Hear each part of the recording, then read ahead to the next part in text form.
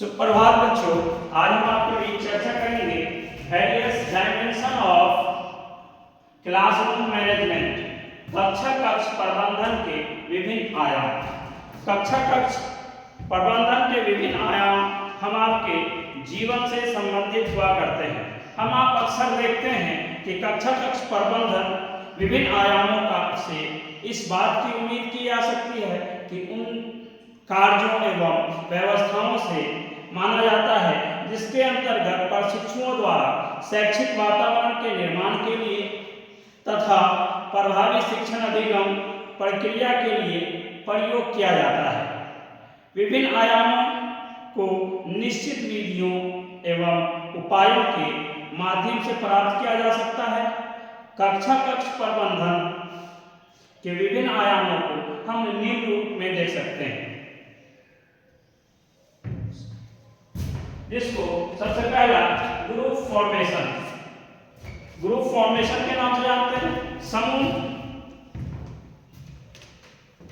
समूह निर्माण। हम आप अक्सर किसी भी काम को समूह में करना चाहते हैं। कक्षा कक्ष प्रबंधन का प्रमुख समूह निर्माण प्रक्रिया से संबंधित हुआ करता है। जब कक्षा में छात्रों की संख्या अधिक होती है तो उसके प्रबंधन में शिक्षक को कठिनाई का सामना करना पड़ता है। ऐसी स्थिति में शिक्षक को कक्षा में छात्र संख्या के आधार पर छात्रों को समूहों में विभाजित कर दिया जाता है। समूहों में छात्रों को संख्या समान रूप से 5 से 7 मत होनी चाहिए। इससे छात्रों को एक दूसरे के पास रहने का अवसर मिल पाता है। शिक्षक और छात्र दोनों एक दूसरे की समस्याओं का समाधान कर पाते हैं। शिक्षक को छात्रों के पर्यवेक्षण में सुविधा होती है। अतः कक्षा कक्ष प्रबंधन का प्रथम चरण, उसका आयाम समूह निर्माण ही माना जाता है। दूसरा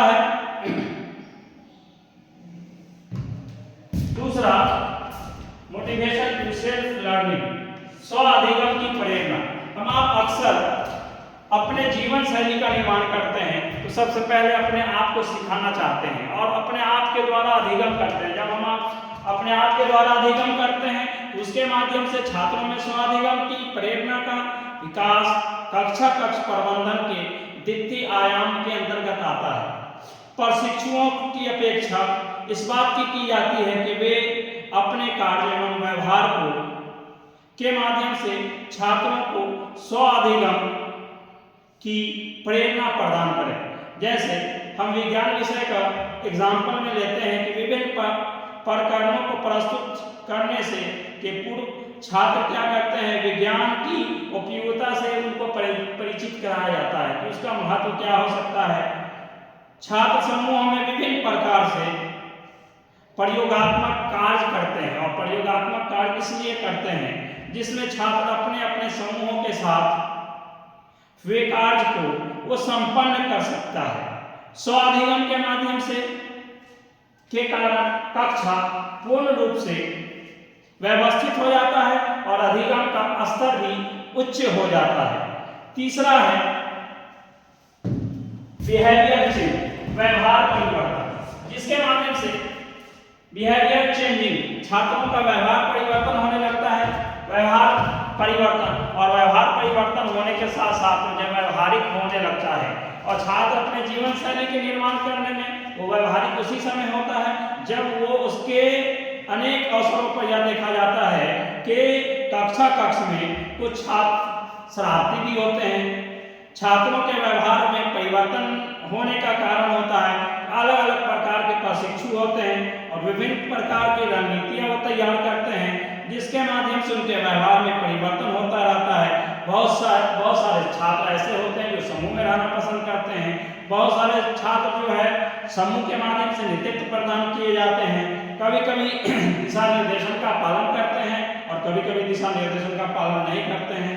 हम आप अक्सर अलग अलग प्रकार के दिशा निर्देशन में अनेकों प्रकार के नेतृत्व का विकास करते हैं जिसके माध्यम से छात्रों का व्यवहार सर्वोत्तम एवं वांछित बनाने का प्रयास किया जाता है। तीसरा है स्टूडेंट्स पार्टिसिपेशन, जिसको कह सकते हैं छात्र सहभागिता। स्टूडेंट्स पार्टिसिपेशन, छात्र सहभागिता अक्सर कक्षा कक्ष मैनेजमेंट के अंदर ये भी आता है। कक्षा कक्ष वातावरण को अनुकूल बनाने के लिए छात्रों की सहभागिता का होना जरूरी है। अगर पठन पाठन से संबंधित अगर छात्र होते हैं तो उन छात्रों की समस्या का समाधान होने लगता है और छात्र के कक्षा कक्ष प्रबंधन के लिए आवश्यक ये माना जाता है कि छात्र की सहभागिता हो, और जब से छात्र की सहभागिता होती है तो शिक्षक छात्रों से शैक्षिक एवं अशैक्षिक क्रियाओं को सहयोग के रूप में लेता है।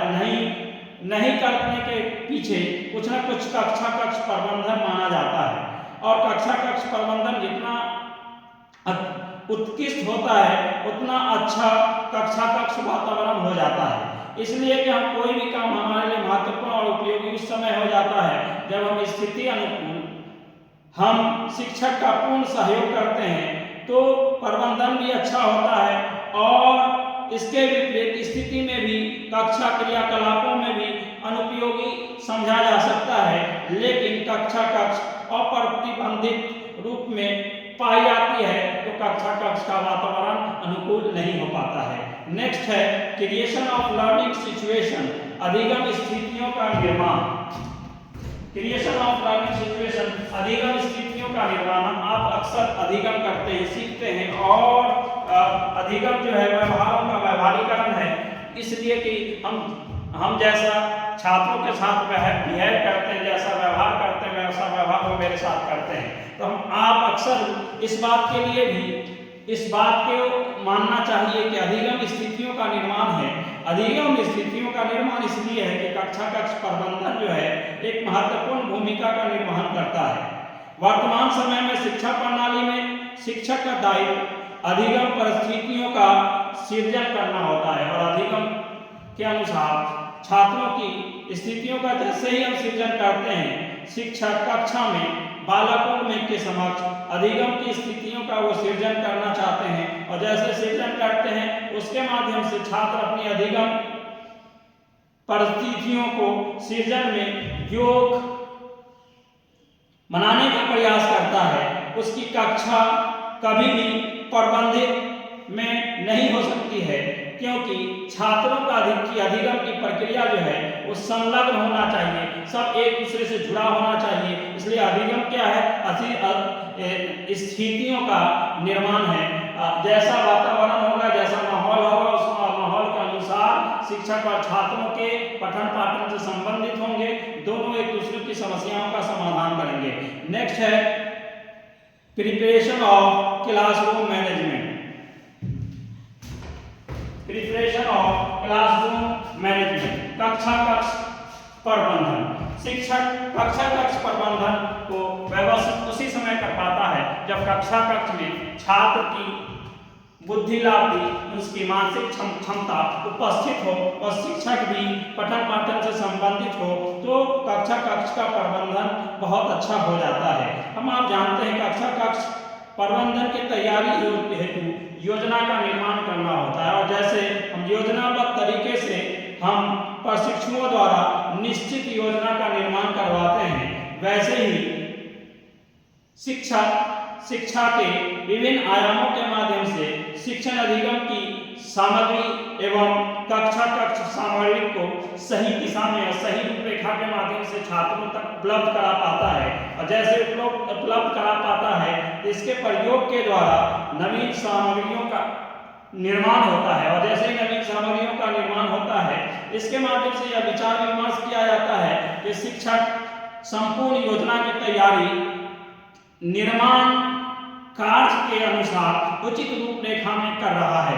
कक्षा कक्ष का प्रबंधन भी करीब पहुंच पाता है, और कक्षा कक्ष के प्रबंधन की तैयारी की योजनाबद्ध तरीके से अगर होती है तो शिक्षक को पढ़ाने में सहयोग मिलता है और छात्रों को पठन पाठन से संबंधित होकर के गहन चिंतन के साथ पठन पाठन करने में सहयोग मिलता है। नेक्स्ट है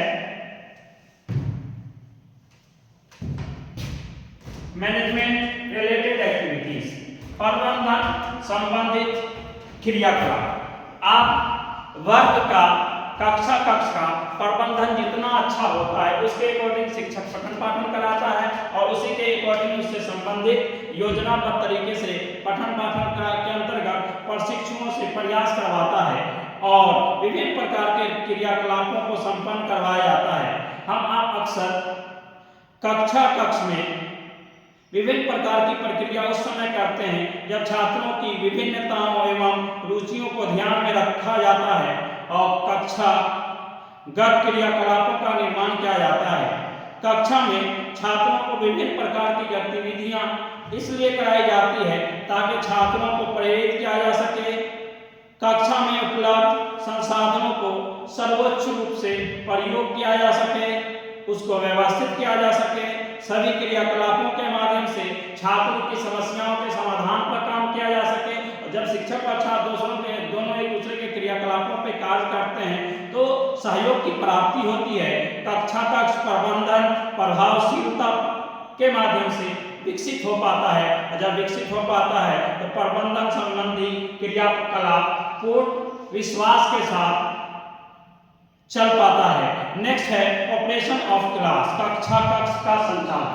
ऑपरेशन ऑफ क्लास, अक्सर हम कक्षा कक्ष का संचालन, जब कक्षा कक्ष का संचालन चलता रहता है तो शिक्षक भी उपस्थित होते हैं और छात्र भी उपस्थित होते हैं और दोनों अपनी अपनी उपस्थिति के साथ कक्षा कक्ष में विभिन्न प्रकार की गतिविधियां करते हैं और कक्षाओं का संचालन भी होता है जिसके माध्यम से सभी छात्र रुचि लेने लगते हैं और रुचि लेने से शिक्षक के द्वारा निर्धारित नियमों एवं दिशा निर्देशों का पालन किया जाता है। संपूर्ण कक्षा प्रबंधित रूप से उसी समय चल पाता है जब शिक्षक कार्य करने में अपनी सहभागिता दिखाता है और छात्र पठन पाठन से संबंधित होकर के अपने आप को व्यवहारीकरण के माध्यम से सीखने का कार्य करता है। उसी टाइप से समय समय पर शिक्षक अपने छात्रों की सहायता प्रदान करता है और सहायता प्रदान करने के साथ छात्रों को पृष्ठपोषण प्रदान करता है जिससे छात्रों की किसी भी प्रकार की व्यवधान उत्पन्न करने का अवसर नहीं मिलता है और शिक्षक भी सहयोगी हो पाता है और छात्र दोनों पठन पाठन को सुचारू रूप से व्यवस्थित करता है। नेक्स्ट है कैरेक्टरिस्टिक्स ऑफ लर्नर्स, शिक्षार्थियों के अभिलक्षण। कैरेक्टरिस्टिक्स ऑफ लर्नर, शिक्षार्थियों के अभिलक्षण। और शिक्षार्थियों के अभिलक्षण शिक्षा के विभिन्न आयामों पर निर्भर करते हैं। शिक्षार्थियों के अभिलक्षण शिक्षक और छात्र दोनों की भूमिकाओं का निर्माण करते हैं। समान रूप से शिक्षार्थियों को विशेष रूप में कक्षा कक्ष से संबंध एवं प्रबंध उसी समय देखा जाता है जब शिक्षक को कक्षा कक्ष प्रबंधन में ध्यान रखते हुए विशेषताओं का निर्माण करते हैं, छात्रों का शिक्षा प्रदान करते हैं और वे विशेष रूप से उसकी समस्याओं का समाधान करते हैं।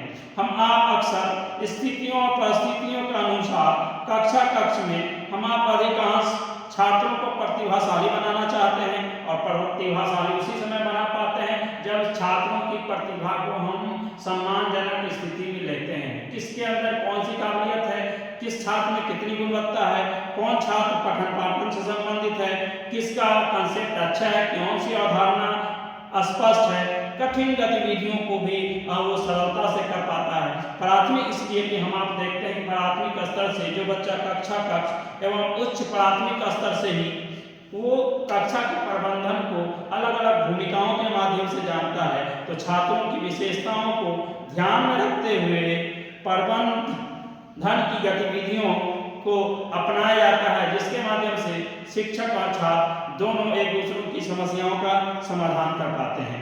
नेक्स्ट है कक्षागत परिवेश, classroom management. Second last point है क्लासरूम मैनेजमेंट। कक्षागत परिवेश के वर्ग का वातावरण शिक्षक और छात्रों के व्यवहार पर निर्भर करता है। अक्सर हम आप कहते हैं कक्षा कक्ष परिवेश जो है के अंतर्गत सामान्य रूप से बहुत सारी समस्याएं आती हैं। अनेक छात्रों को दूसरे छात्रों की शिकायत करने की आदत होती है। अनेक छात्र एक दूसरे की शिकायत को लेकर के हमेशा परेशान रहते हैं। हम आप अक्सर स्थिति और परिस्थिति के अनुकूल कक्षा कक्ष प्रबंधन को वातावरण के अनुकूल शिक्षकों को छात्रों की समस्या का समाधान करने के लिए उन्हें समूह में विभाजित कर दिया जाता है वह इसलिए कि प्रत्येक दल का सदस्य उसकी सहायता से छात्रों की समस्या को दूर की जा सकती है। और जब तक हम छात्र के सहयोगी नहीं होंगे, हम छात्रों की समस्याओं का समाधान नहीं कर पाएंगे। इसलिए हम आप अक्सर देखते हैं कि कक्षा में बैठने की व्यवस्था एवं फर्नीचर की जो व्यवस्था होती है उससे संबंधित बहुत सारी समस्याएं अक्सर आती रहती हैं। अक्सर स्थिति और परिस्थिति के अनुकूल शिक्षक से यह अपेक्षा की जाती है कि उपलब्ध संसाधन के अंतर्गत सर्वोत्तम व्यवस्था के आधार पर छात्रों को शिक्षा कक्षा का वातावरण उसकी स्थिति अनुसार सर्वोत्तम रूप से उपयोगी कराया जा सके। शिक्षक छात्रों को समूह में बैठाना, छोटे छात्रों को आगे बैठाना पसंद करता है, जिसके माध्यम से वर्ग का वातावरण सही अनुकूल चलता रहता है। हम आप अक्सर इस बात को जानते हैं, लास्ट पॉइंट है, अंतिम पॉइंट है laws of working methods of class. हम आप अंतिम रूप में इस बात को जानते हैं कि कक्षा का जो वातावरण होता है, कक्षा के नियम एवं उसके कुछ न कुछ कार्य होते हैं और कक्षा के नियम और कार्य और उसकी विधियां होती हैं। उस विधियों के अंतर्गत हम आप कक्षा के वातावरण को नियम अनुकूल और उसके परंपराओं के अनुकूल निर्धारण करते हैं। समय समय पर शिक्षक छात्रों की समस्याओं को समझते हैं और नियम अनुकूल विभिन्न परंपराओं को कक्षा प्रबंधन के माध्यम से प्रत्यक्ष या रूप से शिक्षक छात्रों की योग्यताओं को आवश्यकता अनुरूप सुचारू रूप से चलाता है और सर्वोत्तम प्रबंधन करता है। छात्रों की समस्याओं को समाधान करने के लिए शिक्षक कक्ष में छात्रों को अपने समक्ष बैठाता है और समक्ष बैठा कर उनकी कठिनाइयों को समझता है और उनके कक्षा के अंतर्गत उनके अंदर बहुत सारी समस्याओं का समाधान करता है। हम आप अक्सर देखते हैं कि छात्रों की सहभागिता जब वर्ग में होती है तो वर्ग का सही दिशा में चलता रहता है। कक्ष प्रबंधन की जो अवधारणा है इस बात पर निर्भर करती है कि हम आप जो छात्रों को ज्ञान दे रहे हैं, शिक्षक कक्ष के प्रबंधन को प्रभावी रूप से प्रभावित करता है और छात्रों की समस्याओं को विपरीत स्थिति में भी कक्ष प्रबंधन के माध्यम से प्रभावी रूप से संपन्न नहीं कर सकता है। वह इसलिए वो चाहता है कि हर छात्रों की समस्या हो, समस्याओं का समाधान हो।